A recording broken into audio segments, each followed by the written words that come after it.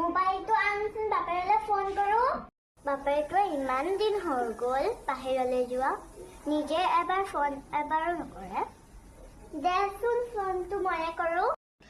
মাজনীয়ে এতিয়াও মোবাইলটো চাবলৈ শান্তি নিছে। খালি মোবাইলটো আনে নে চৈ থাকে, তাই আনিছিলোহে মোবাইলটো হয়। তাই এতিয়া মোবাইলটো আনিবি নে নাই মই যাম। গৈছো নহয় পাইছো নহয়।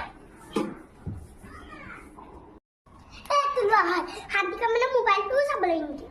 তোৰ মুখখন বহুত চোকাহি যাই দিয়ে, তোৰ মোবাইলে জোৰ মানুহটো যেন বাহিৰলৈ গৈ আমাক পাহৰিয়ে গ'ল চাগে। কি যে কথা কোৱা হা, কি যে কথা কোৱা। বাপেৰটোৱে সেইকাৰণেহে ইমান দিন ফোন কৰা নাই। হেল্ল', কি কোন হয় হা? আপুনি মোক চিনি পোৱা নাই? কি কথা কৈছে এইবোৰ আপুনি? আপুনি নিজৰ ঘৈণীয়েকক চিনি পোৱা নাই?